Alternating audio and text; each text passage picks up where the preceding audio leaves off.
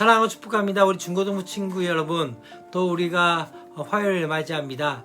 계속적으로 지금 코로나 확진자가 주일 지났죠. 그러니까 월요일 날 다시 발표한 것은 무엇이죠? 1200명이 넘은 상황 가운데 있습니다.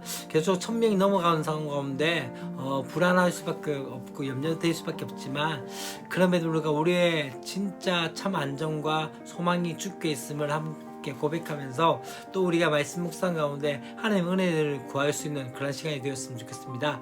특별히 말씀은 점치는 것이 아닙니다. 말씀은 우리 가운데 물들어가는 것입니다. 우리의 삶 가운데 다시 한번 그분의 말씀이 우리를 새롭게 붙드는 그 은혜들을 구할 수 있는 저와 여러분 되었으면 좋겠습니다. 오늘 우리가 함께 볼 말씀은 레위기 13장 1절부터 17절까지 말씀입니다.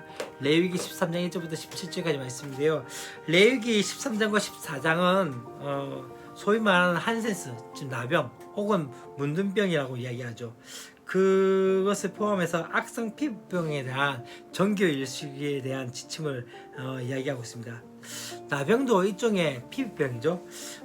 지금은 치료가 가능하지만 또 그 당시에는 어떠하다면 마치 에이즈와 같이 또한 우리 가운데 전혀 치료받을 수 없는, 그래서 이 나병에 걸리면 절망적일 수밖에 없는 것을 이야기합니다.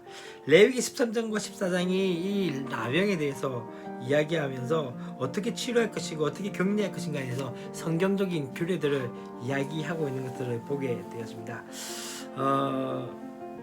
특별히 우리가 이 나병의 성격에 대해서 우리가 함께 이야기할 것은 바로 오늘 말씀 가운데 두 가지의 이야기하고자 합니다. 첫 번째는 바로 부정한 것, 불경성이죠. 죄송합니다. 지금 계속적으로 계속 이 13장부터 14장, 15장까지 읽어가 보면 다시 부정하다는 말이 무려 54번이나 나오게 되어집니다.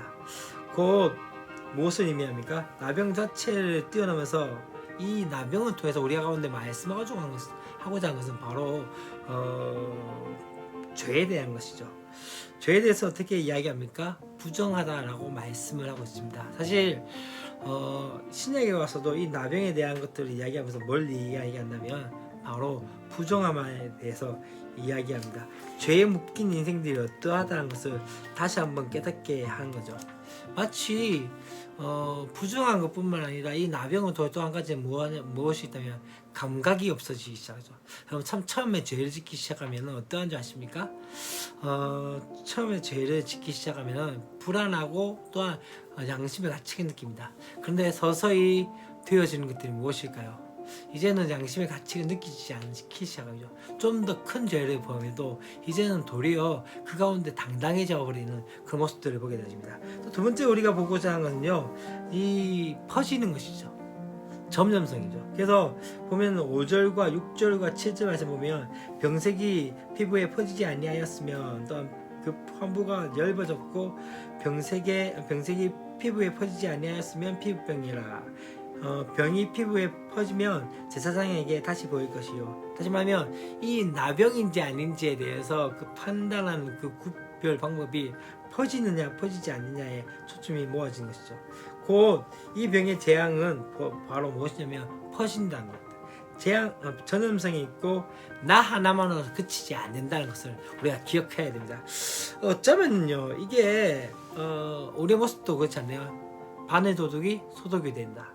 작은 것이지만, 아주 적은 것을 시작하지만 이제는 육체의 전 영역까지, 또한 우리의 마음 가운데 더 큰 죄를 범하게 되어지고 끝내는 어떻게 되어지죠? 또 다른 사람에게도 전염시키는 거죠. 죄는 참 재밌는 것 중에 하나는요, 죄는요 나 혼자 짓지 않습니다. 다른 사람과 함께 짓는 경우들이 있게 되어진 것들을 보게 되어집니다. 죄는 그대로 있지 않고 자라나서 사망을 낳게 되어지고, 또한 작은 거짓말이 큰 거짓말로 만들어지고, 또한 나의 존재하로서 끝난 것이 아니라 또 어떻게 되어집니까? 이웃에게도 그렇게 넘어가는 것들을 보게 되어진 것을 보게 되어집니다. 그렇기 때문에 이 죄에 대해서 어떻게 되어야 할까요? 우리가 어쩌면은 이 죄에 대해서 다시 한번 경각심을 일으켜야 되지 않을까라는 생각이 되어집니다.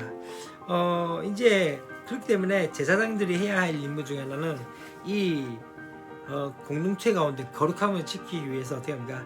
나병 환자들의 정함과 부정함을 판단하는 것이죠.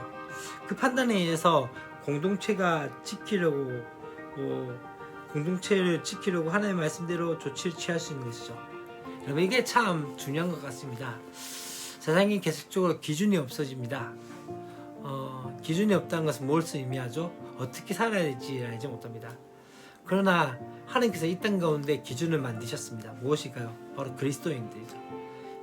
저와 여러분이 어떻게 살아가느냐, 그것이 바로 이 땅에서의 삶의 기준이 되어야 하지 않을까요?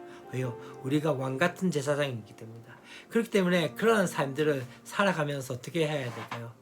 이 땅 가운데 죄악된 본성들 가운데서 그것을 끊어버릴 수 있고 이겨낼 수 있도록 만드는 것들이 필요하지 않겠다는 생각이 들었습니다.